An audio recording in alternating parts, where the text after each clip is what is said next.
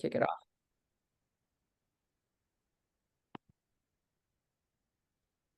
I know it's recording, but it's sort of like elevator time. Have you heard this kind of thing? Like the beginning of Zoom calls are kind of like you kind of want to say something, but you're going up and then it's like, well, then is the presentation going to start? So that's why it's fun to sort of see where people are and say hello.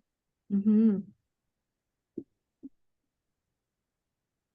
Yeah, or elevator, it's also the, like, do I stand and face you then if I want to say something, or should I wait back a second? Yeah. When Ozzy, then Jen's on. Awesome. So yeah, Miriam, at any point here we can get started. Maybe what I'll do is just make sure I can share my screen if somebody who's managing that wouldn't mind giving me access.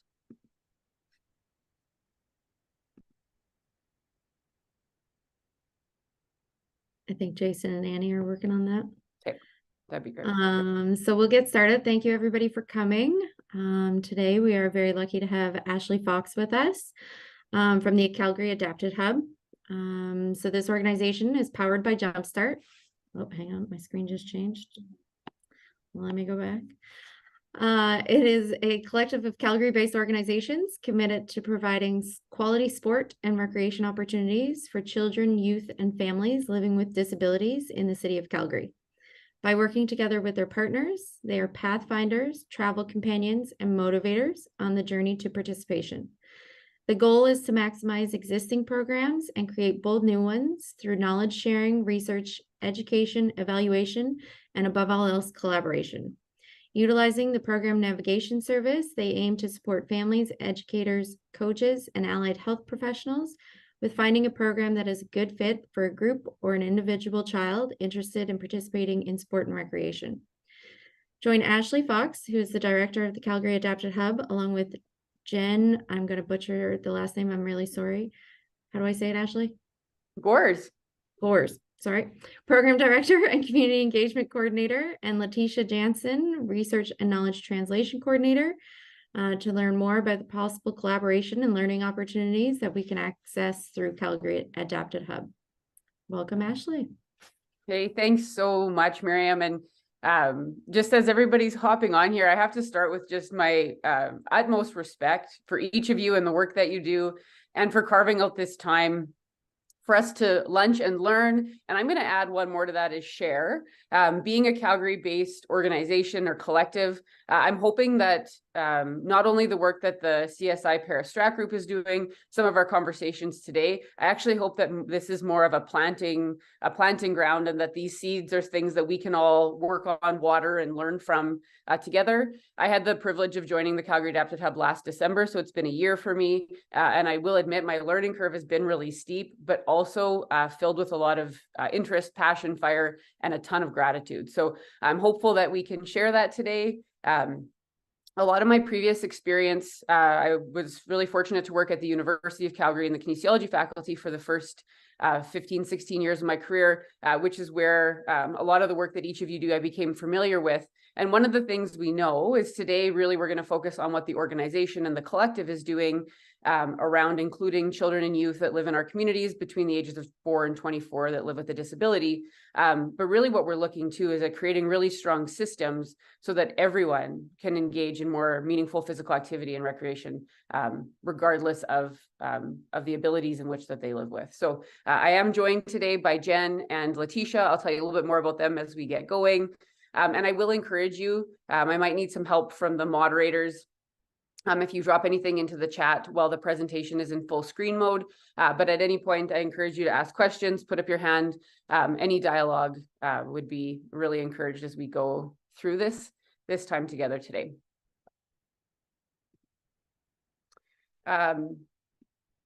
As we pause and collect here together too, I would like to start by acknowledging that in the spirit of reconciliation, we acknowledge that Calgary, Alberta is on the traditional territories of the Blackfoot Confederacy, Siksika, Kainai, Piikani, the Tsuut'ina, Eakse Nakota Nations, the Métis Nation, District 5 and 6, formerly known as Region 3, and all the people who make their homes in Treaty 7 region of Southern Alberta.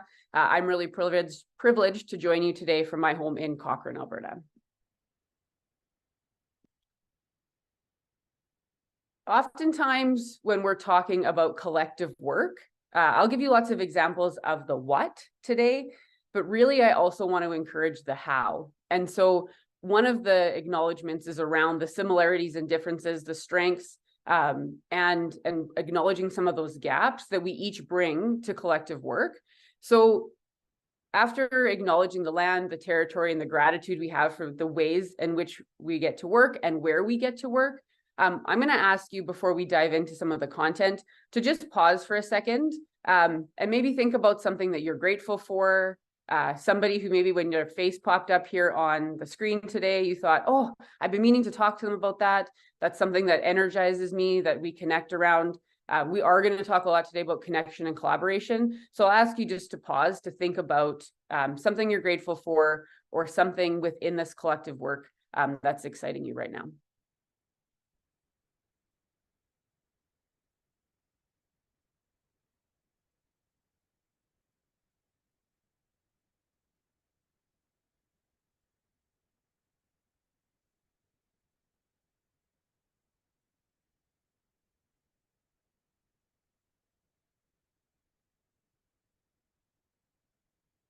For those of you that are in Calgary and area, it's pretty balmy today. So maybe that's one of your gratitudes, that you've existed another day in the winter without a jacket so far.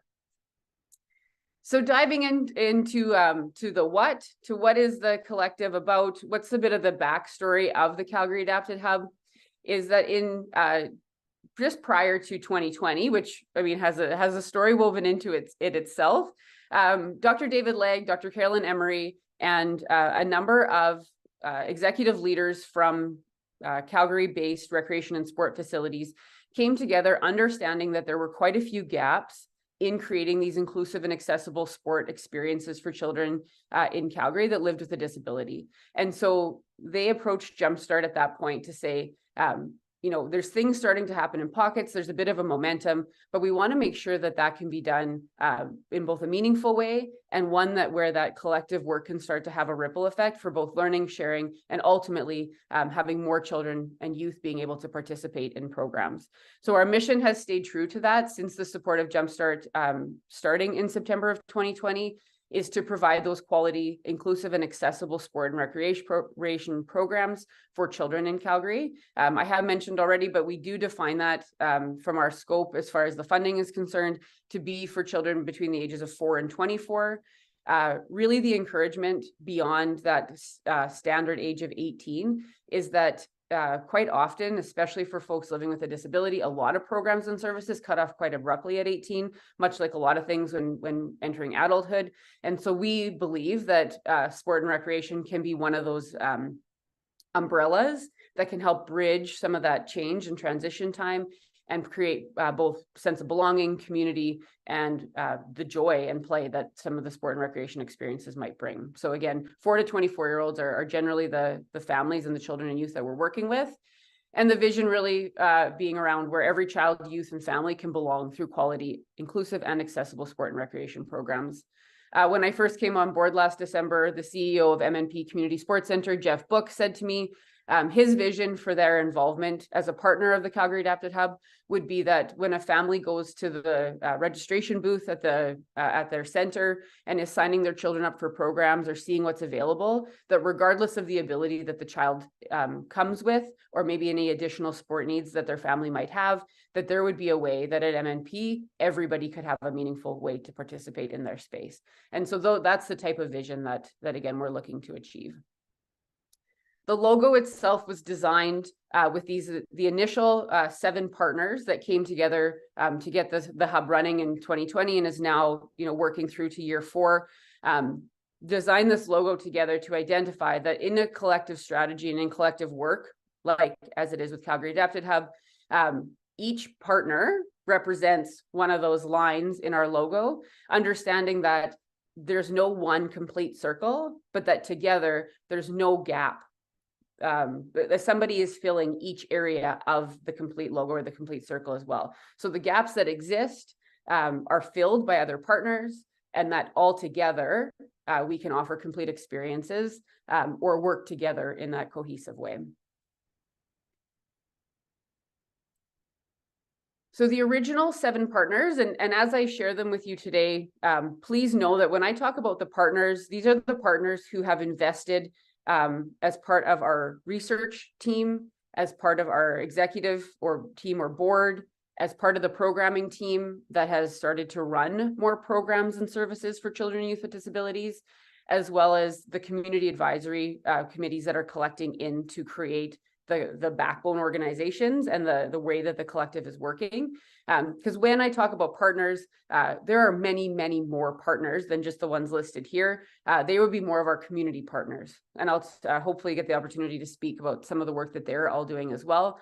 But as I introduce our partners today, I'll let you know a little bit about maybe what stage they're at or some of the exciting programs that they have already. And again, with the intention that from these conversations, there might be some interest or sparks in the work that you're doing, so that we can help to both bridge gaps for participants from grassroots to performance sport, that we can utilize both facility and ongoing programming space, lots of options, but I think it's nice to know what might be going on with each of these organizations. So our original 7 organizations are listed on the top half of this slide. Starting in the top left, Mount Royal University is home to the Calgary or the Children's Adapted Physical Activity Program, which is one of the longest standing programs that Dr. David Legg and Dr. Sarah McEachern started. So programs similar to CAPA have now been run in other facilities, and I'll let you know about those. But these are a registered program where children have one-on-one volunteer support. They often are paired with a land-based activity and swimming so that they have an opportunity to get into the water, and that they run on a semester base, like a lot of other programs would, fall, winter, spring, and summer, and that they also have a lot of student integration that runs as well. Mount Royal University also is home to drop-in wheelchair basketball, bocce through the Alberta Bocce Association.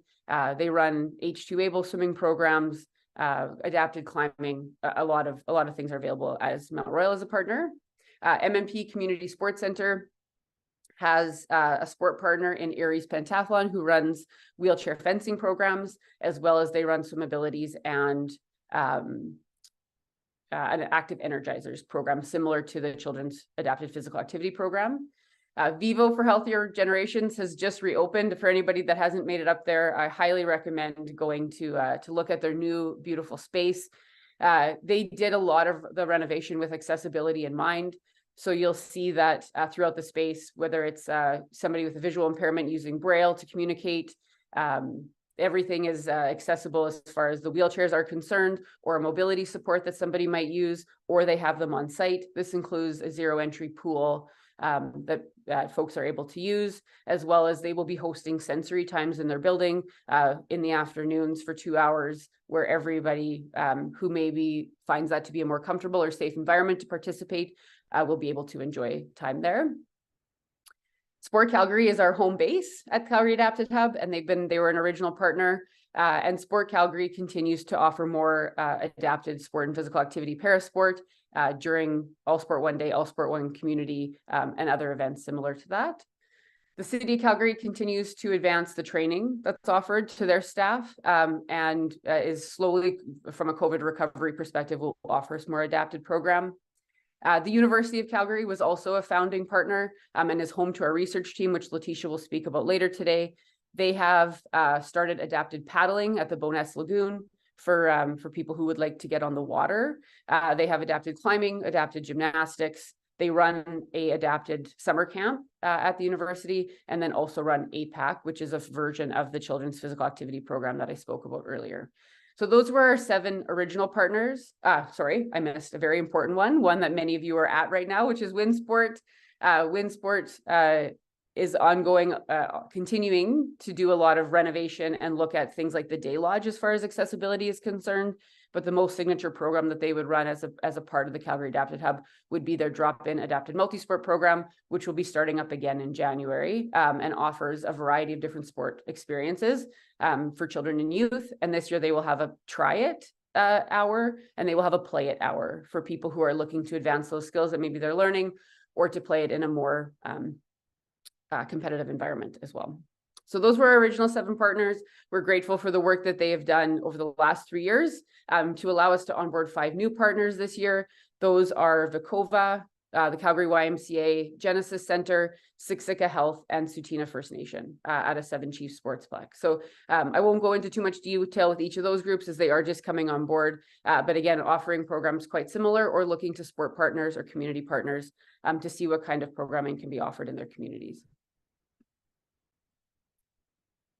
Miriam already kindly introduced the 3 of us, and I think you'll get to know us a little bit more by the work that each of us will be presenting on today. I will take just a moment to talk about the work that Jen and Letitia are doing, though, before handing it over to them. Jen has taken on not only working with all the programs team, but also the community engagement portion, understanding that the communication also needs to be accessible for the families and the children and youth that we're working with. She's done an incredible job at that and continues to work with our community partners, the families, the participants, and again, everybody that's making up the collective as well. So I highly recommend you following along via social media or a newsletter if looking at what adapted sport and physical activity is looking like in the community is part of a primary interest for you. And then Letitia's got a big job taking on the research coordination and the knowledge translation, some of which hopefully will be able to feed into some of the professional learning that each of you are interested in. And she'll share some of the latest updates as far as our research projects later on today. So this slide isn't to bore you with any kind of governance model, and there will be no quiz, but rather, as I talked about earlier, the how is often is where the magic is from a collective experience. And so I wanted to just let you know that it takes a lot of excited folks to bring this to life, a few of which I saw Jamie McCullough come on earlier. He's a very valued member of our Community Advisory Committee running Rocky Mountain Adapted out in Canmore area.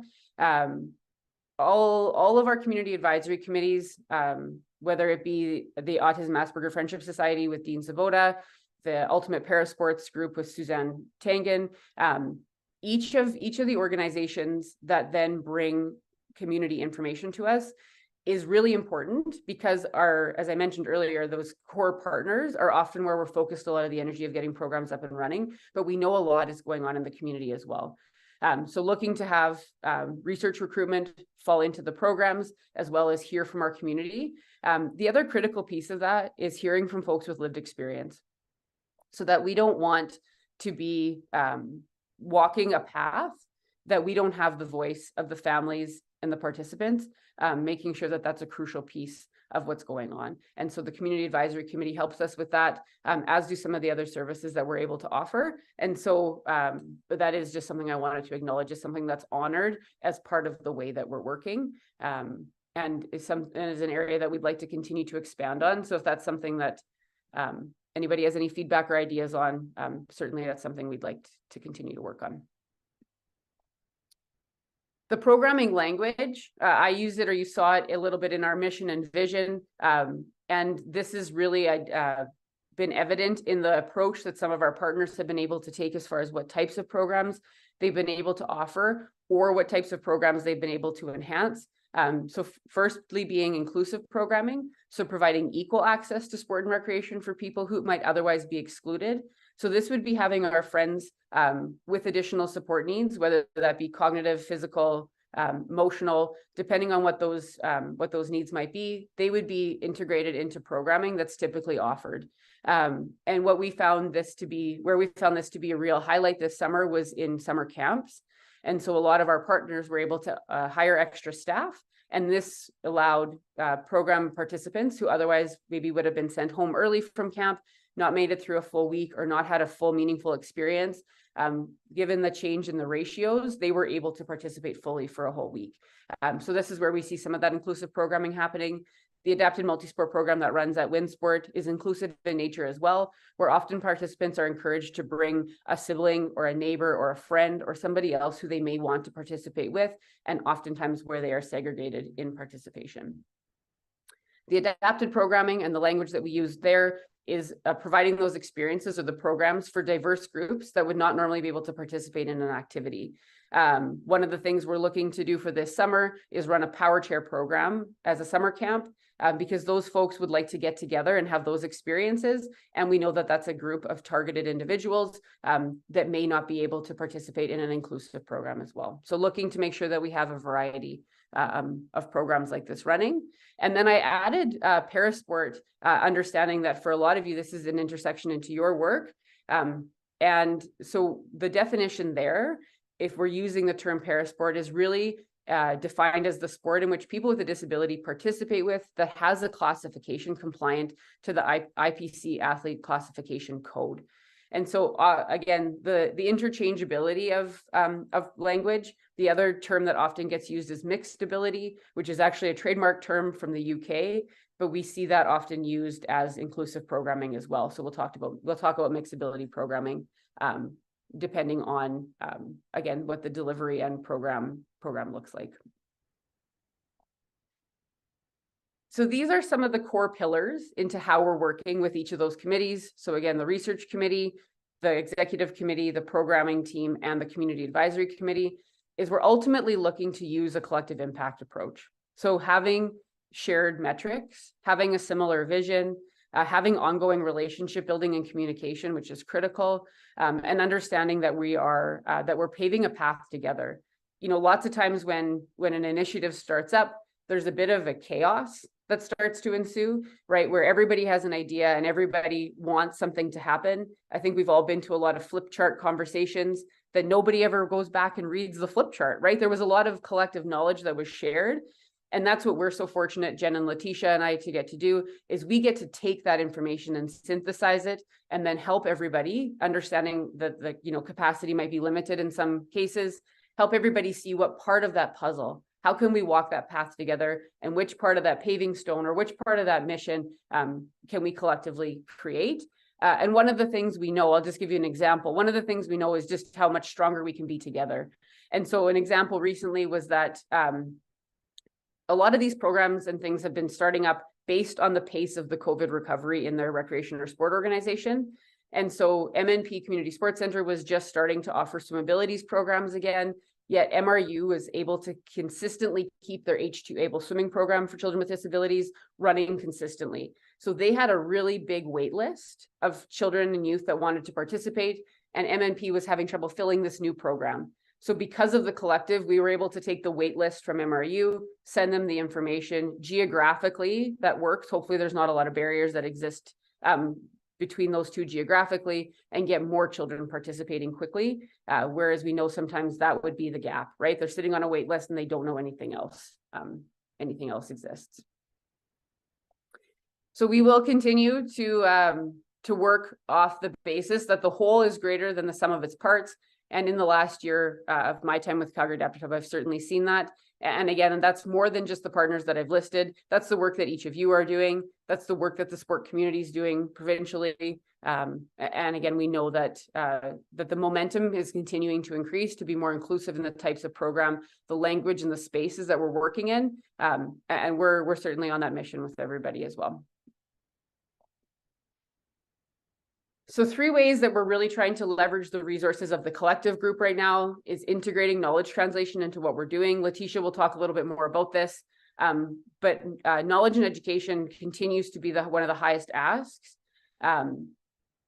As new staff especially, so entry-level staff or frontline staff, as well as management, are looking to ensure that not only are the practices from the programs, but the practices in the way that they work are inclusive to the staff and to the leaders who may have additional support needs as well. So how do we become more inclusive in that? So that has been part of our knowledge translation.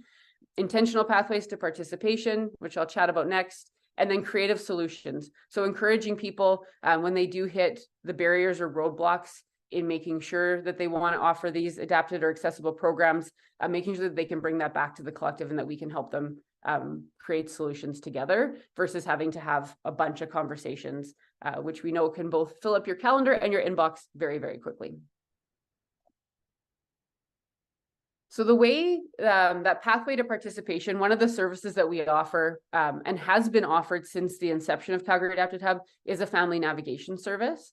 So our friends, our allied health professional friends, social workers, physiotherapists, teachers, sport coaches, you name it, will often be the one to hand a participant or a family, generally, a postcard or send the link to say, hey, you've been talking about that next step, that transition to community, the support care that comes through sport and recreation programs, or maybe you've been hesitant to try, but you want to know what's out there, what's available for your child.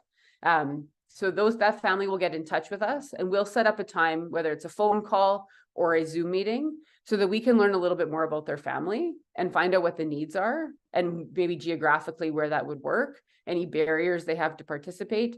And then we will take that back, create a bit of a plan, and be able to give them some, possible options, or connect with some of our partners who we think might be a good fit for that child or youth, and then send that back to the family so that they know what's available, whether that's coming up this winter, things that they might be looking for the summer, so that we can already encourage our program partners to be running programs, knowing that there's been a big influx. Lately, we've had a lot of desire for badminton. That's been a common request from our families. Swimming is always a request. A lot of our new Canadians or newcomers that are interested in participating but have a child that lives with a disability would really like to get on the ice. And so looking ways to do that safely. Thanks to our friends at CADS and RMA, a lot of them want to also get on the snow, and so they're able to do adapted ski programs. But this really starts a relationship. So the personalized service piece is that we can get them or give them some ideas of programs that might exist. But that next step is that we hope that they will get back in touch with us if there's programs that they wish to see. They do offer us really invaluable experience from what it's like for them, other barriers they may be experiencing, what that looks like for the transition from school, allied health to the community. And then they also join our mailing list so that we can keep them up to date about things that are going on in the community as well. So this is a quote from one of our work term students who comes to us from the Community and Rehabilitation Program at the University of Calgary. But her acknowledgement was really around, it's hard to imagine that children might not have access to sport and recreation strictly based on just not knowing what's out there. Being a mom of two young girls, I'm having trouble sometimes navigating a sports system that I'm really familiar with in a community that I'm quite involved in. And that's for children who maybe don't have additional support needs. So I can only imagine, and we do hear from the families all the time, that some of these questions about what is this the right program for me might come down even to the type of coaching or type of experience that the other people that will be working with their child might have. Alexa also shares that one mom that she had been working with has lived in Calgary for 2 years, but hasn't been able to access or learn about sport and recreation for her son. Sometimes we get calls from families where a child has experienced an injury or a condition that is later onset. So the child might have already had some typical sport experiences. They may have participated with their non-disabled friends in other spaces. And in some cases, this has been a disability that a child has lived with their whole life. And it depends on where their entry point is for sport and recreation as well. So sometimes we're getting calls from 13-year-olds who have never participated in any program. And so we know that age, is a barrier, and we need to look at what would be the best and safest place for them to entry. And again, our encouragement will be that we continue to access and work with families in the preschool age group so that sport and recreation can always be a meaningful part of a child's life. This is another model that Alexa also has shared with us and that we've been using lately. This circle of support, again, it reminds me a lot of the work that you each do as an integrated support service and integrated support team for athletes, is that just understanding that the layers of support that exist for a child living with a disability each have a lot of value, but that the intersection of each of them, understanding how that's woven, can really help so that they're not always having to share everything about the condition that maybe they're living with, that we can pass on some of that information within our different programming. And also, so looking firstly at the circle of intimacy, the people that they are going to be closest with, the caregivers, maybe the respite aides, the grandparents, siblings, those folks, the friends and family members who they interact with, This often, again, will be the teachers or people that that are also really involved in their well-being. That participation area, the next layer, seeing who maybe they are interacting with in programs and services or in their community. And then lastly, really the circle of exchange. So knowing who's giving them, who's providing the services for them. And that's really where we've focused in this last little while, is making sure that the family is supported in that really internal intimacy core. And then also at that last layer, the circle of exchange, so that if each of those two groups know what's happening and is available for that child, hopefully there's less gap in between there as well. So our annual report is coming soon. So this data is from 2021, 2022, and I'm thrilled to share that in most cases, a lot of this we've seen it double. But I'll have up-to-date data for you soon. But we have seen over 6 new adapted sport and recreation programs offered that didn't exist prior to the hub. 71 families in 2021, 2022 accessed that personal navigation service. We've exceeded over 100 families that we've been in touch with just since September. So I know that this data again is on the rise, and part of that is the time that it takes to build the relationships in order for an allied health professional, a teacher, a coach to share the information about the Calgary Adapted Hub with that family. In 2021, there were over 500 children and youth that benefited from cost-supported programs.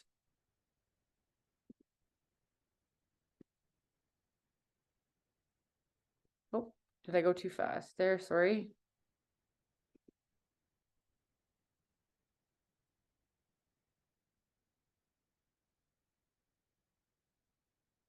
Sorry about that. Coming in the new year, we will be launching a membership option. As I mentioned already, that even that term partner can get confusing. And so right now, the groups that we are working with often get really similar communications. So each of you as professionals would be encouraged, if you wanted to stay in touch, to join that professional membership. Our memberships will be free, but what they will allow us to do is to be more intentional about the types of communication that we can share through those collective channels. So the families will be the members that I've talked about, maybe through the program navigation service, or families that are taking part in research or are part of some of the programs. Volunteer membership will really be attuned to students and individuals looking to gain experience in the adapted sport or parasport space. Community partners will be our friends like Rocky Mountain Adaptive and CADS, knowing that they're both on right now. Organizations that are doing just the critical work of bringing children and youth these experiences.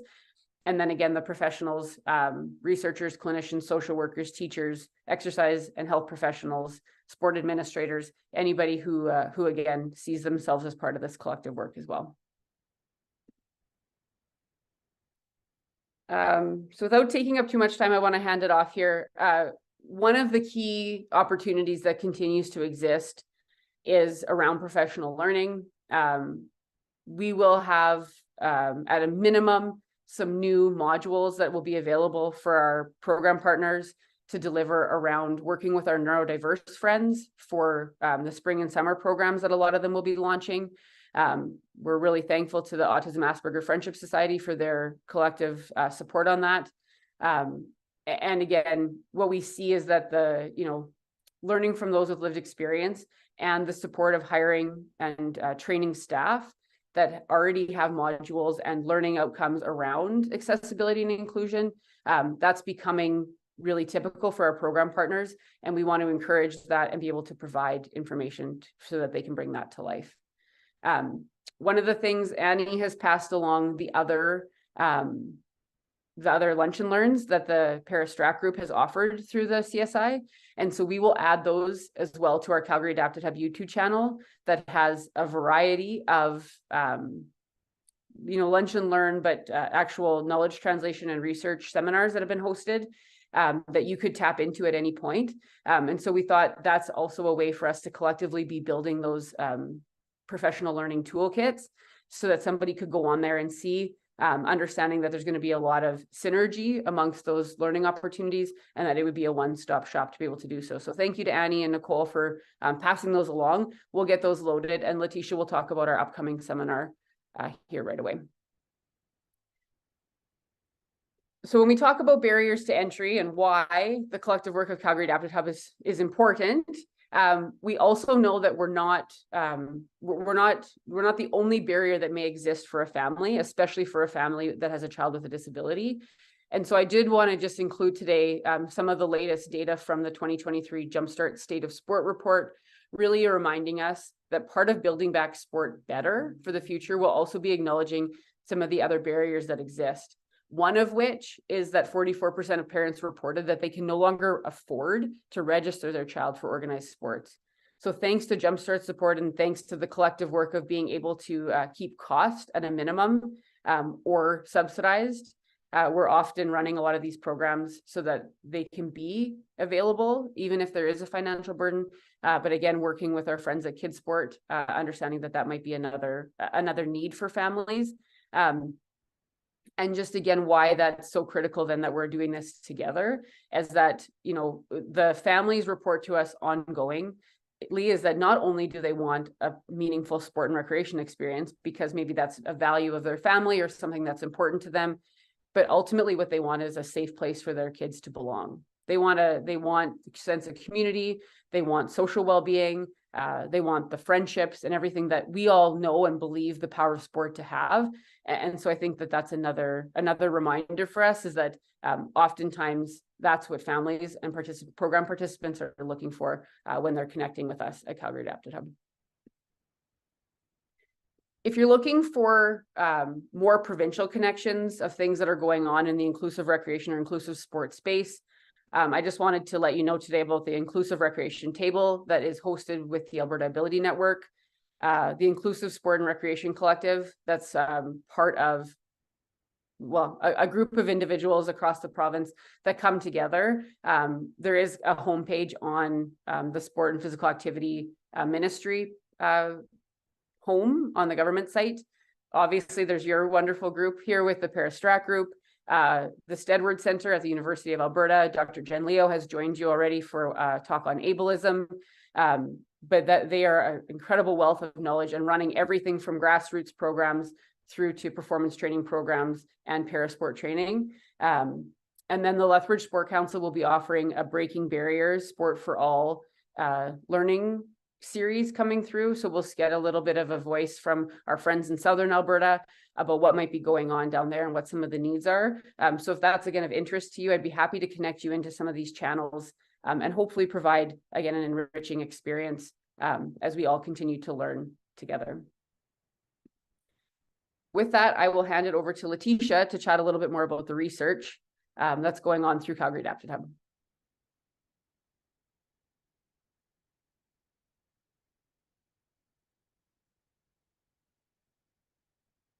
Oh, can't hear you, Letitia. Sorry, I can see that you're talking.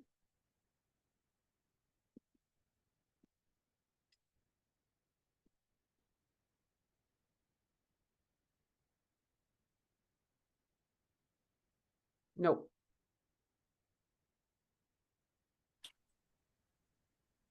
Hello, hello. There we go.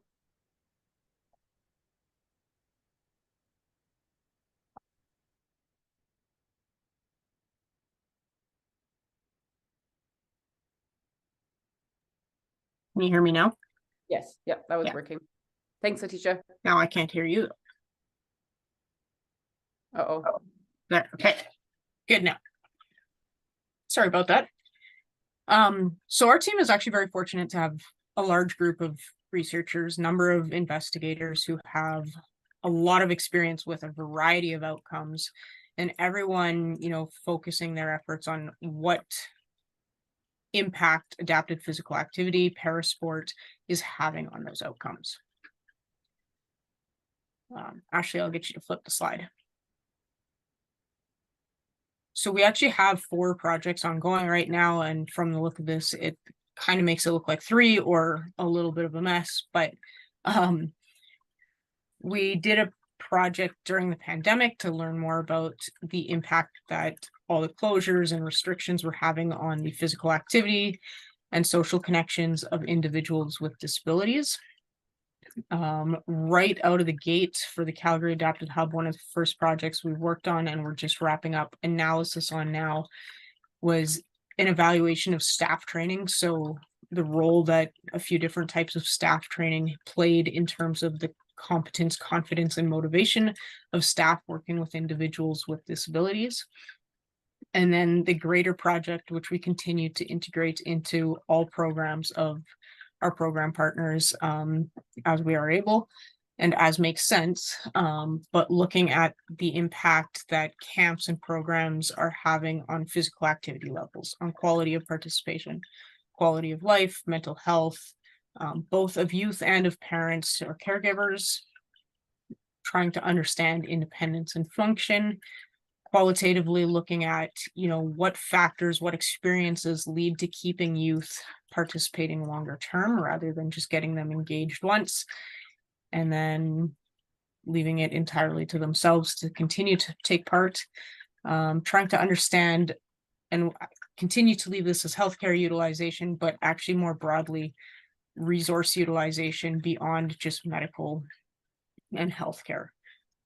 And then looking at injury risk and concussion risk within the different programs as well.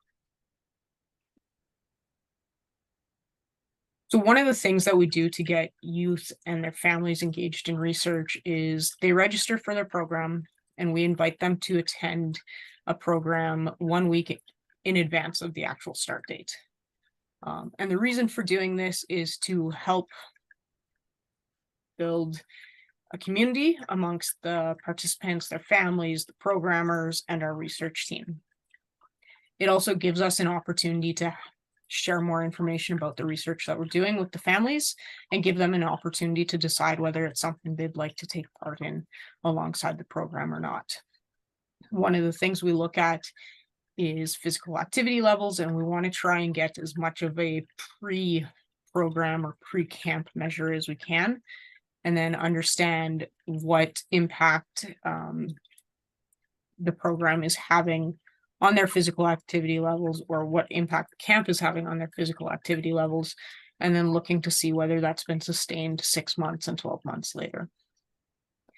The research and community building days are also a phenomenal opportunity for parents to come together and ask questions of the staff and the volunteers who are running the programs so that they can get a better idea of, is this program the right fit for my child?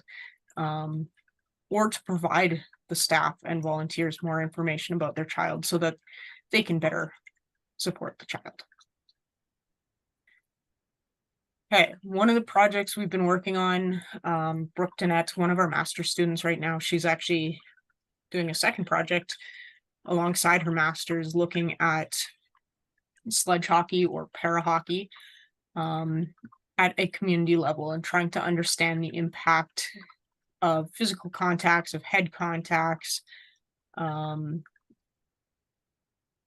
on suspected injuries, on suspected concussions, just understanding the game a little bit differently. So we actually had the opportunity to look at 3 levels of play through one of the tournaments a few years back. Junior level is typically youth, anywhere between 4 and 16 years of age or so. And then our intermediate divisions typically house players who are, I'm going to say 13 and up. And one of the findings from her project was that the rate of head contacts was 80% higher in the intermediate B group, which is typically the higher level of play over the intermediate C group. Ashley, you can move forward. Few other findings from her project were that across the 3 levels of play, there was somewhere between 3 and 10% of T-bone contacts that were penalized. For those of you who don't know para hockey or sledge hockey, a T-bone is when one player uses the nose of their sled to slam into the side of another player's sled. It's quite dangerous, quite painful, and thus it is illegal. Other things, body checking resulted in 33% of the video suspected concussions and 43% of video suspected non-concussion injuries. Across the 3 levels of play, less than 3% of head contacts got penalized, and across all the ice sports that our lab has looked at previously, the intermediate B group in sledge hockey had the highest rate of head contacts.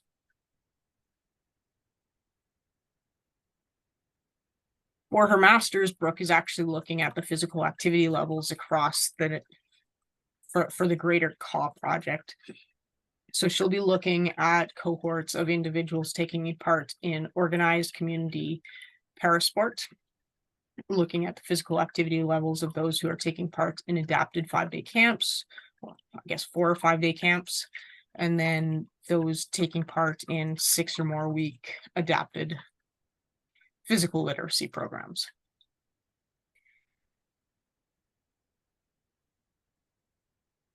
Another master's student, Hannah Schnittman, is going to be looking at measuring independence, looking at function, as well as quality of life and mental health components from the greater CAW project. We'll have both qualitative and quantitative components to this.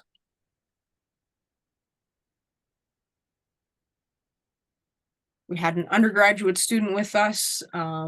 Still have a little bit more analysis to do on this project, but Rachel Wasserman was looking at what experiences help keep youth in sport, in adapted sport and adapted physical activity, and understanding, you know, why do people stick around, and then how can we build that into the design of programs so that we ensure that programs are built to keep youth involved and engaged. So, shocker, but the first thing was you first have to get youth engaged in physical activity. And there were a number of factors that played into this such that the youth themselves needed to have an interest in physical activity. There was definitely a family influence, a social influence in terms of friends, and the group of others taking part in the programs. And then for a number of the youth, actually the variety of activities was huge. One of the things we saw coming out of the pandemic is a lot of people didn't necessarily want to go right back into a sport specific program, but they really did enjoy having the opportunity to take part and try many different activities. Second component of this framework was that a safe and supportive environment needed to be fostered. And this came in terms of accessibility, in terms of program structure, in terms of the one-on-one relationships with volunteers, and having just a sense of belonging in the programs. And then finally, the last component was building a strong foundation. And so this meant, you know, developing that physical skill, developing social skill, and building the confidence of the youth. So a week today, we actually have an opportunity to host our next Calgary Adapted Hub seminar series in memory of Eli Wolf. And we will have Dr. Cindy Sitt presenting online via Zoom on promoting physical activity and health in children with disabilities through schools, and the inclusion spectrum framework. So looking forward to hosting her. So Letitia, just with that, and understanding that each of you have expressed interest in engaging in conversations like this today, we will continue to work with Annie, Nicole, and Miriam about some of the intersections of some of these conversations that might exist. Dr. Cindy Sitt is the president of IFAPA, the International Federation of Adapted Physical Activity. And so one of our goals as well is understanding that everybody has a lot going on, is that if we can continue to synthesize some of the newest research and information and be able to share that, and, you know, if necessary, also host those conversations that can be ongoing, so that we can not only just learn about what's going on, but also how do we learn to share that into the community. So for those of you that are working with athletes or children and youth with disabilities right now, or maybe they aren't diagnosed or aren't shared, but you may be experiencing this in some of the work that you're doing with your teams or with other staff, that again, we can start to build that toolkit or the resources so that we do understand the additional needs, support needs of some of our colleagues, friends, and athletes. Jen, over to you. Hi, I will be quick. I know we end at 1 o'clock here for this lunch and learn, but I just wanted to touch on a little bit around telling our story and making a connection. And I think a lot of us know that communication is really, really important on how we get our message across to folks who might be using our services or community members who might want to engage with the services that we offer. And obviously, one of those ways we do that is through our e-newsletter. We also have a pretty engaged social media end of things. We just wanted to show a couple images here. On the left-hand side was an infographic that we designed for Vivo when they relaunched their new expansion. Ashley was talking a little bit about the accessible pieces of what Vivo has designed into their facilities, which is really exciting. Obviously being fully accessible, having lifts and adult change tables, which was one of our barriers, or one of the barriers that Vivo found, is just adults coming in not being able to change appropriately. Those sensory times, the backpacks that are available for kiddos who are in the facility who might need extra support, gradual entry, wheelchairs, braille, and then some of our hand bikes in the cycling studios and fitness centers. So again, sharing some of this information that might not be top of mind, or people might just think that they're inherently part of a facility. We really want to celebrate those. So that's just one example. And then here's a couple more of our stories and pictures from some of the work that we're doing in the community. One of them being adaptive basketball, soccer abilities, and then that paddling program that is through the U of C. And then this was a sledge hockey, introduction to sledge hockey as part of an MNP summer day camp program. So again, back to that telling the story and really making the connection pieces and having kids see themselves in the photographs that we share, knowing that they can also participate in the community, because that has been a barrier for so long for some of our friends in the community, not being able to get into sport and recreation, but not all, while also not seeing themselves in the pictures and the videos that we share. So that's a really important part of what we do at Calgary Adapted Hub. Thanks so much, Jen. I'm also noting the time. I'm sorry, we thought we'd keep you for about 40 minutes, but I guess those of you that I do know, nobody should give me the floor if they want to be able to have any time left on the end of it. So we will leave it with that. Again, we're really grateful for your time, and we're really open to feedback. A critical part of collective work is always having those ongoing conversations, not only the ones that are easy, but the ones that challenge us, the ones that encourage us to reach out to our friends, our program participants, our researchers, our professionals, and say, okay, we need to really rethink the way that we're doing things, because we believe that each of you is a difference maker, a dedicated person who can make a big impact, even with a small action or few words, someone who improves the lives of others to propel themselves forward and bring about change. And the collective change that we would like to make together is that there are more inclusive and accessible programs for children and youth in our community living with disabilities. So with that, I will hand it or make it open to conversation. I'm not in a rush to run off. So if anybody wants to stay and chat, but again, thank you for your time at lunch today. Thank you, Ashley. It's Nicole. I'm just gonna jump in. I know for you, those of you from CSI Calgary, you might be wondering why we're spending time learning a little bit more about something that seems like it's more involved in the grassroots space. But a quick story to share is that I've had people from CPC who've worked there for years tell me that they get parents phoning them, asking where to put their kids in swimming or skating lessons. And I think we can all pretty safely assume nobody would call the COC and ask that question. And even in my time here, I probably a couple of times a year, sometimes even from our own NSO coaches, get emails saying, hey, where in Calgary can this person participate? So part of our goal, as we all know, is the strategic plan, keeping para as a topic we're going to keep talking about, is to connect better with our grassroots community-based partners. And that's going to be part of our way of helping move the Paralympic movement forward, because it's probably become pretty obvious that the pathway into sport at any level in the adapted sport and parasport space is not as well established as it is on the Olympic side, and we play a role in helping move that forward. So thank you all for coming, and thank you so much, Ashley, Letitia, and your whole team. It's great to hear from you and get to learn more about your organization. Any Thanks, questions? Nicole. Thoughts?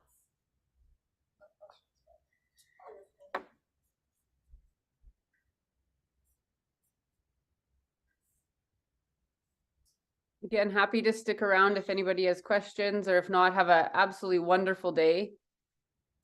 And we hope to see you at some point.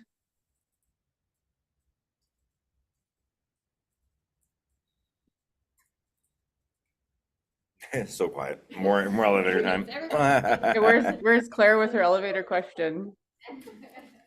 Awesome. Thank you, Ashley. Thank you, everyone. Well, yeah, and again, I'm happy to fill the time. So I will tell you about something that we will be doing come August that I think will maybe be of interest to some of you, is that we'll be hosting the first adaptive all sport one day, so that we will get a lot of both parasport and adapted sport delivering agencies together, so that families, again, who typically don't see themselves participating in sport and recreation, will have an experience to try a variety of different adapted or parasport activities that day, and then also learn about community partners that may be able to help them. And so these are the types of initiatives that we're trying to do so that we can start to reach more families at once and hopefully find something that sparks joy for their family.